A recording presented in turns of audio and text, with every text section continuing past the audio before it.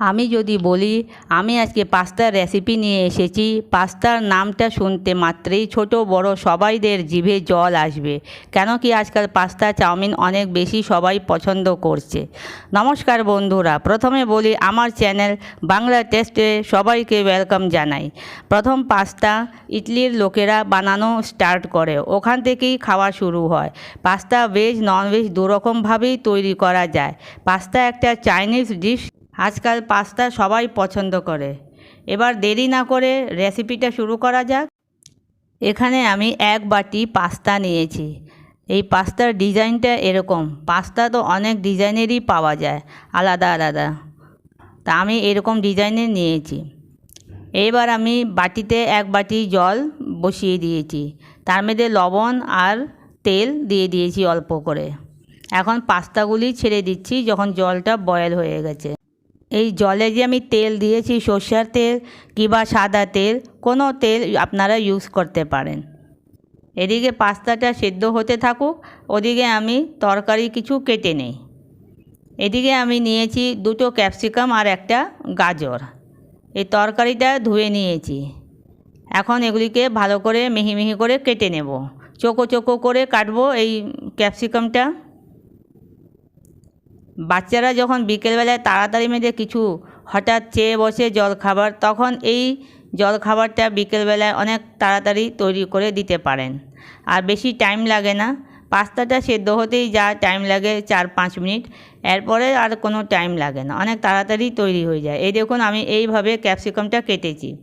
এই যে এদিকে আমার তরকারিও কাটা হয়ে গেছে আর পাস্তাটাও সেদ্ধ হয়ে গেছে। দেখুন খুব ভালোভাবে সেদ্ধ হয়েছে, দেখতেই বোঝা যাচ্ছে। এবার আমি একটা স্ট্রেনার দিয়ে ছেঁকে নিলাম জলটাকে। এরপরে ঠান্ডা জলে মেখে ধুয়ে নেব। এই যে ঠান্ডা জলে ধুয়ে নিয়ে এসেছি, কী সুন্দর ঝরঝরা হয়েছে আর কত ভালো সিদ্ধ হয়েছে দেখুন। দেখতেই বোঝা যাচ্ছে খুব নরম হয়ে গেছে, একদম খুব সুন্দর সিদ্ধ হয়েছে। এখন আমি এই যে ক্যাপসিকামটা কাটা হয়ে গেছে, গাজরটা কাটা হয়নি, গাজরটা কেটে নিচ্ছি। গাজরটাকে একটু মিহি মিহি করে কাটতে হবে, না হলে বেশি শক্ত থাকবে, তো ওটাও বেশি ভালো না। একটু ক্রাঞ্চি থাকতে হবে, কিন্তু তাও মিহি মিহি করে কাটতে হবে। এই দেখুন আমি এই যে এরকমভাবে কেটেছি। আমার ক্যাপসিকাম আর গাজর কাটা হয়ে গেছে। কি সুন্দর কালার দেখা যাচ্ছে। কালারটা এইভাবে আমি কেটেছি, আড়া তিরছা করে ক্যাপসিকামটাকে কেটেছি। আপনারাও এইভাবেই কাটবেন, খুব সুন্দর দেখা যায়।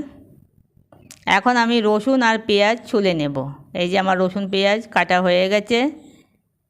এই দেখুন ক্যাপসিকাম গাজর সব কাটা হয়ে গেছে, একদম তৈরি। এবার কড়াতে তেল দিয়ে দিচ্ছি। আমি সর্ষের তেলে রান্না করছি, আপনারা সাদা তেলেও এটাকে রান্না করতে পারেন। এবার প্রথমে ক্যাপসিকামটাকে ভেজে তুলে নেব। আর চাইনিজ খাবার যখনই রান্না করবেন, আঁচটাকে ফ্লেমটাকে একটু বাড়িয়ে রাখবেন, ফুল রাখবেন। মিডিয়াম করে দিলে ওটা একদম নেতিয়ে যাবে, ক্রাঞ্চি ভাবটা নষ্ট হয়ে যাবে তরকারির, তো খেতে ভালো লাগবে না। এই দেখুন গাজর দিয়েছি, গাজরটাকেও আমি দেখেন হাই ফ্লেমে ভেজে নামিয়ে নিচ্ছি। সেই জন্যই একদম মিহি মিহি করে কাটতে হয়েছে। আর এবার তেলে মেদে কাঁচা লঙ্কা কুচনো দিয়ে দিয়েছি, আর তারপরে দেব রসুন। রসুনটা দেওয়ার পরে একটু ভাজা হয়ে গেলে পেঁয়াজ দিয়ে দেব। পেঁয়াজ কেটে রেখেছি, পেঁয়াজ দিয়ে দেব। এই যে এবার পেঁয়াজটা দিয়ে দিলাম। পেঁয়াজটা দিয়ে একটু নাড়াচাড়া করব। পেঁয়াজটা যখন একটু নরম হয়ে যাবে, ভাজার মতন হয়ে আসবে, এই দেখুন ভাজার মতন হয়ে গেছে। এই যে একটু কালার চেঞ্জ হয়ে গেছে পেঁয়াজের। এখন আমি এই যে ভেজে রেখেছিলাম ক্যাপসিকাম আর গাজর, দুটোই দিয়ে দিলাম। এবার ভালো করে মিক্স করে দেব। মিক্স করে নেওয়ার পরে তারপরে দেব টমেটো সস। টমেটো সসটা দিয়ে একটু ভালো করে তরকারির সাথে মিশিয়ে নেব। এই যে মেশানো হয়ে গেছে। এখন আমি এর মধ্যে দেব 1 চামচের কম ভিনেগার। ভিনেগারটা দিয়ে একটু টক টক ভাব আসবে, ভালো হবে। আর এই যে এখন দিলাম চিলি সস আর সয়া সস। এই যে সয়া সস 1 চামচ দিয়েছি, আর চিলি সসটা নিজের আন্দাজে দেবেন, বেশি দিলে আবার বেশি ঝাল হয়ে যাবে। এই এখন দিয়ে দিচ্ছি সেদ্ধ করা রাখা পাস্তা। এই যে এখন এটার সাথে খুব ভালো করে মিক্স করে দেব তরকারির সাথে। পাস্তা, তরকারি, সস সব ভালো করে খুব মিক্স হবে। কালারটা এত সুন্দর আসবে ফুটে, কি মানে দেখলেই তো বাস লাগবে কি খেয়ে নেই। এখন একটু পাস্তা মশলা, ম্যাগির পাস্তা মশলা যে পাওয়া যায় বাজারে, সেটা দিয়ে দিচ্ছি 1 প্যাকেট। এই যে এখন দেখলেই খেতে ইচ্ছা করছে না?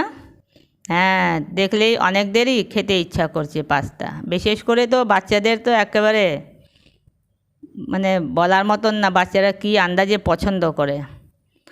বিকালবেলায় এরকম করে পাস্তা বানিয়ে বাচ্চাদেরকে দিতে পারেন, ঝাল কম দিয়ে, কিংবা বড়রাও সবাই খেতে পারে। এই যে এখন দুটো ডিম আমি এখানে নিয়েছি, দুটো ডিম ফাটিয়ে একটু এটার ভুজিয়া বানিয়ে নিচ্ছি। বানিয়ে তারপরে ওই পাস্তার সাথে মিক্স করে দেব। এই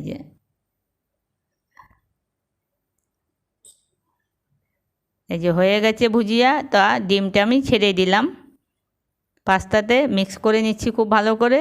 আমার তৈরি হয়ে গেছে পাস্তা। এবার আমি একটা প্লেটে সার্ভ করে নিচ্ছি। এই দেখুন, এবার কার কার দেখে খেতে ইচ্ছা হচ্ছে আমাকে তাড়াতাড়ি করে কমেন্ট করুন। এই দেখুন কি সুন্দর দেখা যাচ্ছে। আমার এই রেসিপিটা যদি আপনাদেরকে খুব ভালো লেগে থাকে, তাহলে প্রথম তো কমেন্ট করে জানাবেন কি কতটা ভালো লাগলো। এরপরে লাইক, শেয়ার আর সাবস্ক্রাইব করার অনুরোধ থাকলো। আমি আবার একটা নতুন ধরনের, একদম নতুন ইউনিক রেসিপি নিয়ে তাড়াতাড়ি চলে আসব। Bye bye.